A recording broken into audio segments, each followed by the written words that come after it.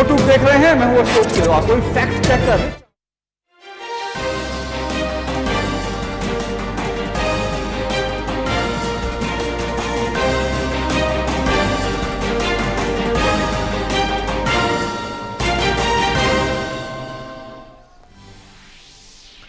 प्रधानमंत्री नरेंद्र मोदी ने क्षमता को उजागर करना, प्रौद्योगिकी के इस्तेमाल से जीवन को सुगम बनाना विषय पर बजट उपरांत वेबिनार को किया संबोधित।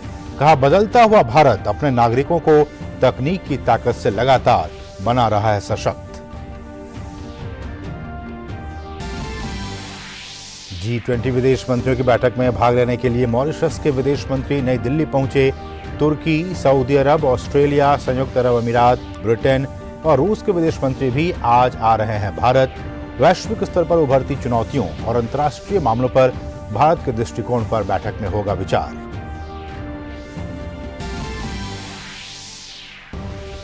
महाराष्ट्र के छत्रपति संभाजीनगर में आयोजित W20 बैठक का आज दूसरा दिन। प्रतिनिधि भारतीय संस्कृति से हो रहे हैं रूबरू। भारत दौरे पर आए डेनमार्क के crown prince Frederik Andre Henrik Christian ने कहा, कोपेनहेगन में प्रधानमंत्री मोदी का स्वागत करना मेरे लिए थी सम्मान की बात। कहा, दोनों देशों के बीच साझेदारी मजबूत, दोनों देश बढ़ रहे हैं हरित भविष्य की ओर।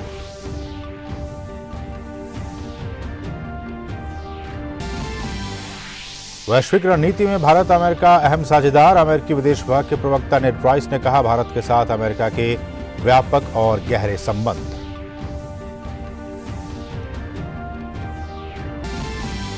और न्यूजीलैंड ने रचा इतिहास, दूसरे टेस्ट मैच में 1 रन से इंग्लैंड को हराकर जीता वेलिंगटन टेस्ट। मेजबान देश ने 2 टेस्ट की सीरीज 1-1 से की बराबर।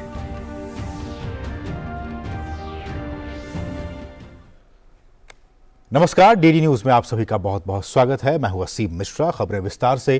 प्रधानमंत्री नरेंद्र मोदी लगातार बजट उपरांत वेबिनारों को संबोधित कर रहे हैं।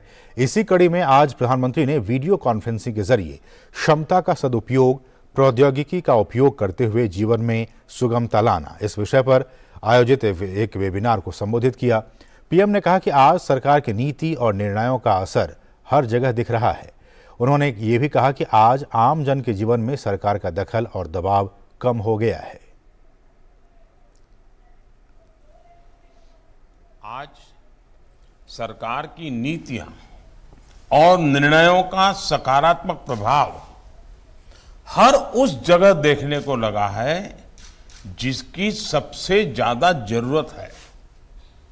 हमारा प्रयास हर गरीब और वंचित के जीवन को आसान बना रहा है, उनकी ईज ऑफ लिविंग बढ़ा रहा है। लोगों के जीवन में सरकार का दखल और दबाव भी कम हो रहा है। आज लोग सरकार को रास्ते की रुकावट नहीं मानते हैं। प्रधानमंत्री ने कहा कि 21वीं सदी का बदलता हुआ भारत तकनीक की ताकत से लगातार नागरिकों को सशक्त कर रहा है। उन्होंने ये भी कहा कि जनधन खाते, आधार और मोबाइल, इन तीनों के कारण करोड़ों गरीबों के खाते में सीधे पैसा भेजना मुमकिन हो पाया है। Technology one nation one ration card का आधार बनी और इससे करोड़ों गरीबों को पारदर्शिता से राशन मिलना सुनिश्चित हुआ। और दूसरे जो प्रवासी मजदूर होते हैं, जो माइग्रेंट लेबरर्स होते हैं, उनके लिए तो एक बहुत बड़ा आशीर्वाद बन गया। टेक्नोलॉजी, जनधन अकाउंट, आधार और मोबाइल, इन तीनों के कारण करोड़ों गरीबों के बैंक खातों में सीधे पैसा भेजना संभव हुआ। उसी प्रकार से टेक्नोलॉजी आरोग्य सेतु और कोविन ऐप उसका एक महत्वपूर्ण साधन बनी और इससे कोरोना के दौरान ट्रेसिंग और वैक्सीनेशन में बड़ी मदद मिली। प्रधानमंत्री ने साथ ही मिशन कर्मयोगी पर जोर देते हुए कहा कि इसके तहत सरकारी कर्मचारियों को ट्रेनिंग देकर नागरिक केंद्रित बनाया जा रहा है। उन्होंने ये भी कहा कि टेक्नोलॉजी हर किसी तक सही और सटीक जानकारी पहुंचाकर सबको आगे बढ़ाने का समान अवसर दे रही है।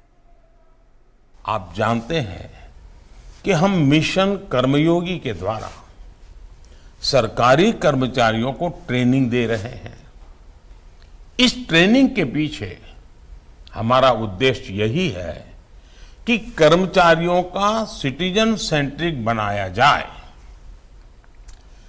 इस ट्रेनिंग कोर्स को अपडेट करते रहने की जरूरत है, लेकिन इसका बेहतर परिणाम तभी मिलेगा जब इसमें बदलाव लोगों के फीडबैक के आधार पर हो। हम एक ऐसा सिस्टम तैयार कर सकते हैं जिससे ट्रेनिंग कोर्स को बेहतर बनाने के लिए लोगों के सुझाव मिलते रहें। साथियों, टेक्नोलॉजी हर किसी तक सही और सटीक इंफॉर्मेशन पहुंचाकर सबको आगे बढ़ने का समान अवसर दे रही है। हमारी सरकार टेक्नोलॉजी को बढ़ावा देने के लिए बड़े पैमाने पर इन्वेस्ट कर रही है। प्रधानमंत्री ने जेम पोर्टल की सराहना करते हुए कहा कि इसके जरिए छोटे दुकानदारों को यह अवसर दिया गया है कि वो सरकार को अपना प्रोडक्ट बेच पाएं। उन्होंने कहा कि अब किसान एक ही जगह पर रहकर अपनी फसल के सबसे अच्छे दाम पा सकता है। आज GeM portal GEM GeM portal ने दूर दराज के छोटे दुकानदार या रेहड़ी पटरी वालों को भी ये अवसर दिया है कि वो सरकार को सीधे अपना प्रोडक्ट बेच सके। ई-नाम ने किसानों को अलग अलग जगहों के खरीदारों से जुड़ने का अवसर दिया है। अब किसान एक ही जगह रहते हुए अपनी उपज का सबसे अच्छा मूल्य पा सकते हैं। प्रधानमंत्री ने साथ ही डिजी लॉकर का भी जिक्र किया और उन्होंने कहा कि हम तकनीक की मदद से हर व्यक्ति के लिए डिजी लॉकर की सुविधा लेकर आए हैं। यहां कंपनियां और MSMEs अपनी फाइलों को स्टोर कर सकते हैं, उसे विभिन्न रेगुलेटर्स और सरकारी विभागों के साथ साझा भी कर सकते हैं। टेक्नोलॉजी की मदद से हम हर व्यक्ति के लिए डिजी लॉकर की सुविधा लेकर आए हैं। अब डिजी लॉकर फॉर एंटिटीज की सुविधा है। यहां कंपनियां, MSME अपनी फाइलों को स्टोर कर सकते हैं और उसे विभिन्न रेगुलेटर्स और सरकारी विभागों के साथ साझा कर सकते हैं। डिजी लॉकर के कंसेप्ट को और विस्तार देने की जरूरत है। हमें देखना होगा कि और किस तरीके से लोगों तक इसका फायदा पहुंचाया जा सकता है। G20 देशों के विदेश मंत्री बुधवार और गुरुवार को होने वाली G20 विदेश मंत्रियों की बैठक के लिए राजधानी दिल्ली में एकत्रित हो रहे हैं। G20 विदेश मंत्रियों की बैठक में भाग लेने के लिए मॉरिशस के विदेश मंत्री नई दिल्ली पहुंच गए हैं। तुर्की, सऊदी अरब, ऑस्ट्रेलिया, संयुक्त अरब अमीरात, ब्रिटेन और रूस के विदेश मंत्री भी आज भारत आ रहे हैं। वैश्विक स्तर पर उभरती चुनौतियों और अंतर्राष्ट्रीय मामलों पर भारत के दृष्टिकोण पर बैठक में विचार विमर्श किया जाएगा। G20 देशों की ये पहली मंत्रिस्तरीय बैठक होगी। बैठक बहुपक्षवाद को मजबूत करने और खाद्य, ऊर्जा सुरक्षा, सतत विकास पर सहयोग को गहरा करने पर केंद्रित होगी। साथ ही लैंगिक समानता और महिला अधिकारों पर भी चर्चा होने की उम्मीद है। और इस वक्त सीधे आपके लिए चलते हैं IIT मद्रास, जहां उपराष्ट्रपति जगदीप धनखड़ एक विशेष कार्यक्रम को संबोधित कर रहे हैं। I will go to IIT Madras and is therefore MSc Chemistry student, second semester. This is possible. Why? Because we have an ecosystem. By affirmative governmental policies that we are now enabled to fully exploit our talent and potential, and the kind of hiccups we faced in my generation are no longer there. The learned director had indicated about IIT Madras, number one in overall category. I wouldn't reflect on that. Number one in engineering institutions, an institute of excellence.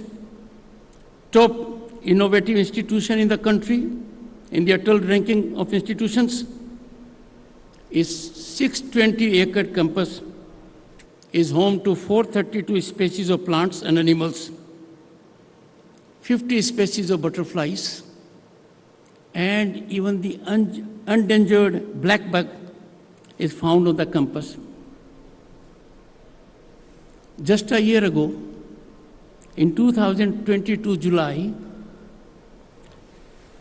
you launched something unique, and that was out-of-the-box thinking online course. And in this country, the largest democracy, the mother of democracy, we need really to think out of the box for our solutions. And this out-of-the-box thinking through mathematics to encourage innovative thinking. And let me tell you, go to any part of the world, innovative thinking is in our DNA. We are the best in the world. We only have to activate it. And this is being activated in this institute. It is the epicenter for this most wholesome development. And the target is to reach 1 million school and college students. I have no doubt the target shall be attained. A reference was made to Sudha Gopal Krishna Brain Center. It is indeed an ambitious global project to map human brain. Again, I'll reflect. We have the best brain. Mapping the best brain will lead larger good for humanity.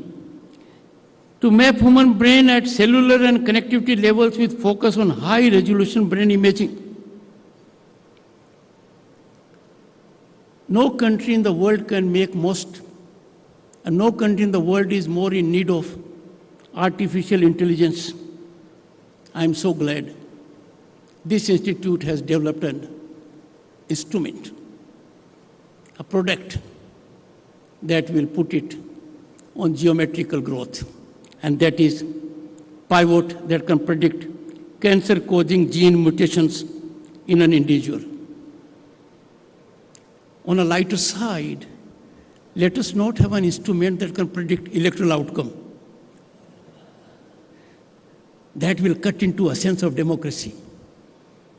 It does happen with some kinds of exit polls and people saying here and there. Let it be left to the people who are in the field.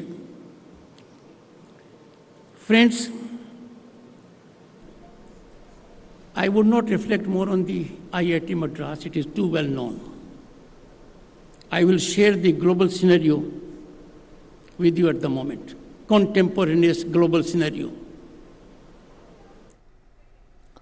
तो अभी आप ये सीधी तस्वीर देख रहे थे IIT Madras से, जहां उपराष्ट्रपति जगदीप धनखड़ जो इनोवेशन सेंटर का उद्घाटन किया गया है उस कार्यक्रम को संबोधित कर रहे थे आईआईटी मद्रास में उपराष्ट्रपति। बढ़ेंगे आगे। महाराष्ट्र के छत्रपति संभाजीनगर में W20 बैठक का आज दूसरा दिन है।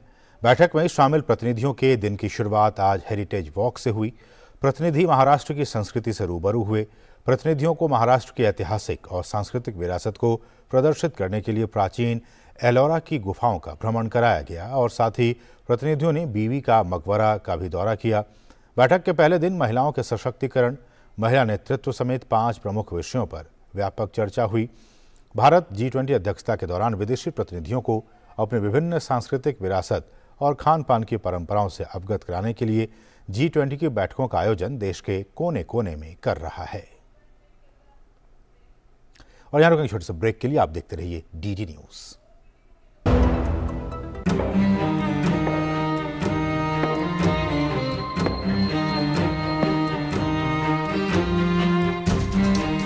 कब तक आप ऐसे फ्यूचर का टेंशन लेकर चलते रहेंगे?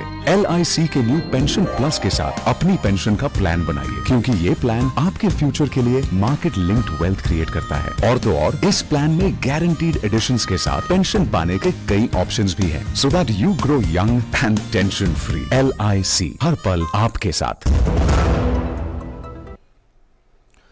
आबकारी नीति मामले में मुश्किलों में फंसे दिल्ली के डिप्टी CM मनीष सिसोदिया ने अपनी गिरफ्तारी को चुनौती देते हुए सुप्रीम कोर्ट का रुख किया है। वरिष्ठ अधिवक्ता अभिषेक मनु सिंघवी ने सुप्रीम कोर्ट में मनीष सिसोदिया की गिरफ्तारी के खिलाफ याचिका का जिक्र किया। सुप्रीम कोर्ट आज मनीष सिसोदिया की याचिका पर सुनवाई के लिए राजी हो गया है। कोर्ट आज 3:50 पर सुनवाई करेगा। डेनमार्क के crown prince Frederik Andre Henrik Christian ने दिल्ली में एक कार्यक्रम के दौरान कहा कि प्रधानमंत्री ने एक बड़े प्रतिनिधिमंडल के साथ डेनमार्क का दौरा किया था। उन्होंने कहा कि कोपेनहेगन में पीएम मोदी का स्वागत करना मेरे लिए सम्मान की बात थी। आज दोनों देशों के बीच साझेदारी मजबूत है। हम दोनों हरित भविष्य की ओर बढ़ रहे हैं। My country Denmark, but also India have joined forces through the Green Strategic Partnership.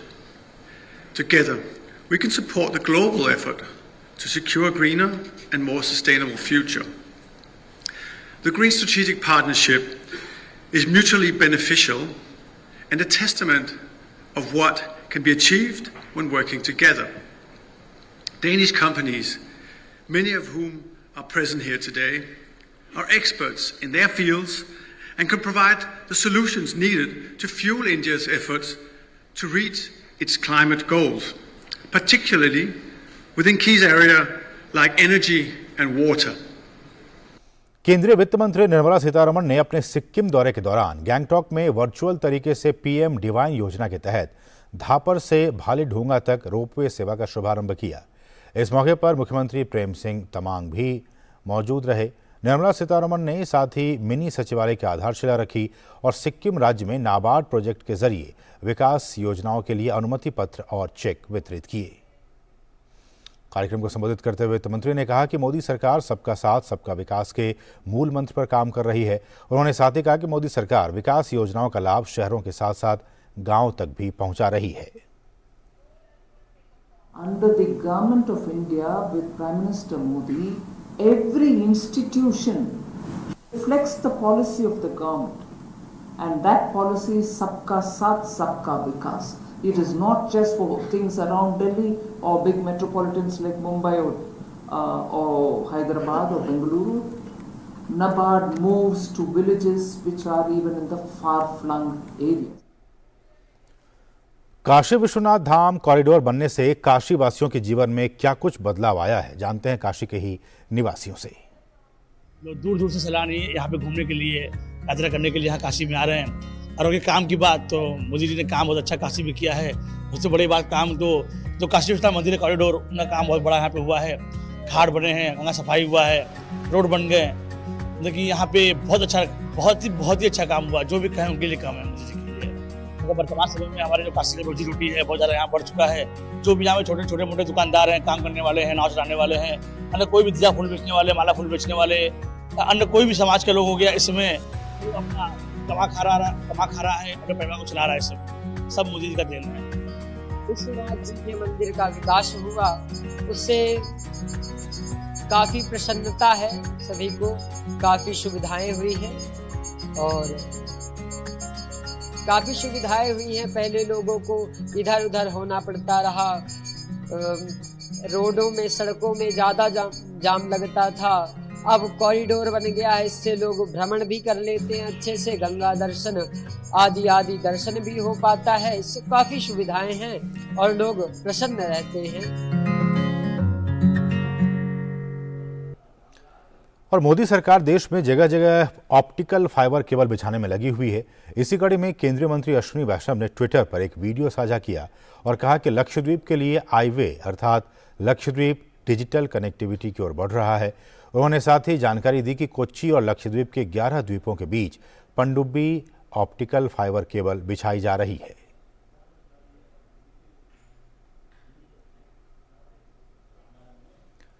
केंद्रीय मंत्री पीयूष गोयल ने राष्ट्रीय विज्ञान दिवस के मौके पर एक वीडियो जारी कर डॉक्टर सीवी रमन को श्रद्धांजलि दी है। उन्होंने ट्वीट संदेश में लिखा है कि डॉक्टर सीवी रमन की प्रतिभा, दृढ़ संकल्प और साहस से प्रेरणा लेकर अमृतकाल में विज्ञान और प्रौद्योगिकी में हमारे प्रयास भारत की वास्तविक क्षमता को साकार करने के लिए प्रेरणादायक हैं।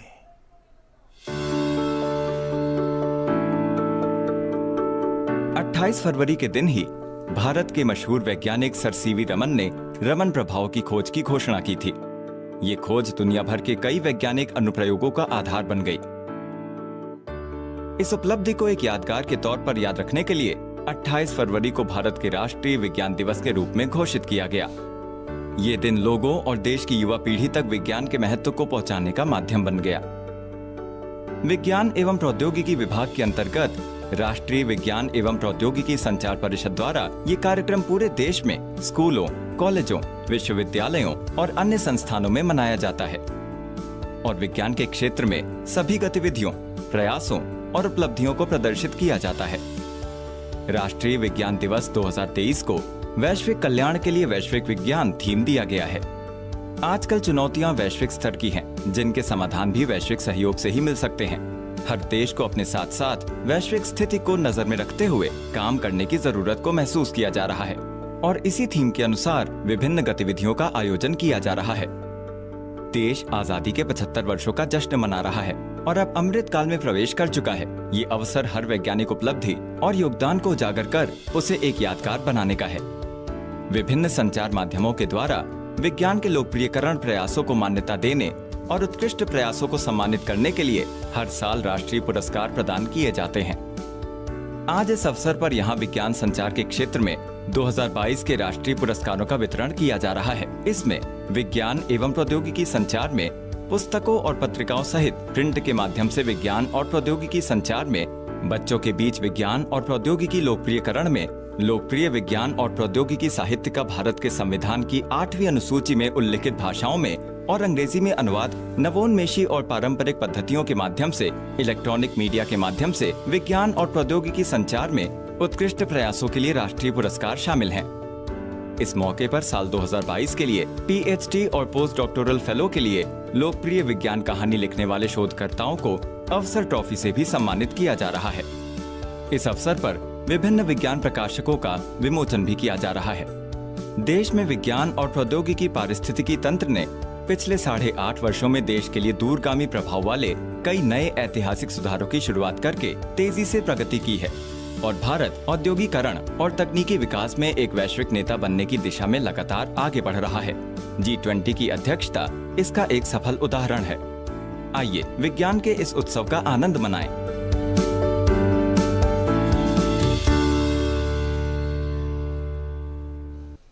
बढ़ेंगे आगे। अमेरिकी विदेश विभाग के प्रवक्ता नेड प्राइस ने एक प्रेस वार्ता के दौरान कहा कि भारत हमारा एक वैश्विक रणनीतिक साझेदार है। भारत के साथ हमारे व्यापक और गहरे संबंध हैं। अमेरिकी विदेश मंत्री एंटनी ब्लिंकन के भारत दौरे पर नेड प्राइस ने कहा कि द्विपक्षीय संबंधों में एजेंडे पर काफी कुछ होगा और बहुपक्षीय कार्यक्रमों में वो G20 के दौरान हिस्सा लेंगे। उन्होंने ये भी कहा कि हम स्वतंत्र और खुले इंडो पैसिफिक के भारत के साथ एक दृष्टिकोण को साझा करते हैं और क्वाड के साथ साथ दूसरे अंतर्राष्ट्रीय समूहों के संदर्भ में भारत द्विपक्षीय रूप से हमारा एक बहुत ही प्रमुख भागीदार है। Strategic partner of ours. We have a wide, broad, deep relationship with India. There will be a lot on the agenda in the bilateral relationship and in the multilateral engagements he takes part in on the margins of the G20. We share a vision with India of a free and open Indo-Pacific, and India is a key partner of ours bilaterally in the context of the Quad as well, other international groupings, even as we've attempted to stitch together some of the partnerships in which India has been a key player. We've spoken a lot, quite a bit recently, of I2U2, a new partnership that involves India, it involves the UAE, it involves the United States as well. America ने कहा है कि पाकिस्तान ने सभी आतंकी संगठनों को समाप्त करने की कार्रवाई में बहुत कम प्रगति की है। अमेरिकी आतंकरोधी ब्यूरो की country reports on terrorism 2021 Pakistan की रिपोर्ट में कहा गया है कि पाकिस्तान में साल 2021 में कई बड़ी आतंकी घटनाएं हुई। रिपोर्ट के मुताबिक प्रमुख आतंकी समूहों के हमलों और इसमें मरने वालों की संख्या साल 2020 की तुलना में अधिक थी। इन हमलों में तहरीक-ए-तालिबान पाकिस्तान, बलूचिस्तान लिबरेशन आर्मी और ISIS-K शामिल थे। इसके साथ ही इस रिपोर्ट में आतंकी संगठनों पर कार्रवाई की बात कही गई है। न्यूजीलैंड ने 2 टेस्ट मैचों की सीरीज के दूसरे टेस्ट में इंग्लैंड को 1 रन से हराकर इतिहास रच दिया। वेलिंगटन बेसिन रिजर्व में खेले गए इस मुकाबले में इंग्लैंड टीम को जीत के लिए 258 रनों का लक्ष्य मिला था, जिसके जवाब में टीम 256 रन ही बना सकी और मैच गंवा दिया। इस जीत के साथ ही 2 टेस्ट मैचों की सीरीज 1-1 की बराबरी पर खत्म हो गई। बेन स्टोक्स की अगुवाई वाली इंग्लिश टीम ने पहला टेस्ट 267 रन से जीता था। न्यूजीलैंड की जीत के हीरो नील वैगनर रहे। उन्होंने दूसरी पारी में 4 विकेट लिए। इससे पहले 1993 में वेस्टइंडीज ने ऑस्ट्रेलिया को एडिलेड टेस्ट में 1 रन से मात दी थी। अर्जेंटीना के दिग्गज फुटबॉल खिलाड़ी लियोनेल मेसी को FIFA player of the year चुना गया है। कतर विश्व कप के फाइनल में मेसी का शानदार प्रदर्शन देखने को मिला। 35 वर्षीय फॉरवर्ड ने किलियन एम्बापे को पीछे छोड़ते हुए इस खिताब पर अपना कब्जा जमाया। पिछले 14 वर्षों में ये 7वीं बार है जब मेसी ने एम्बापे और करीम बेंजेमा को पीछे छोड़ते हुए FIFA player of the year बने। वहीं स्पेन की एलेक्सिया पुटेलस को सर्वश्रेष्ठ महिला खिलाड़ी चुना गया। उन्होंने लगातार दूसरी बार FIFA player of the year का खिताब जीता है। पुटेलस ने संयुक्त राज्य अमेरिका के एलेक्स मॉर्गन और बेथ मीड को पीछे छोड़कर इस पुरस्कार पर अपना कब्जा जमाया। तो इसके साथ इस बुलेटिन में बस इतना ही। हमें दीजिए अनुमति। नमस्कार।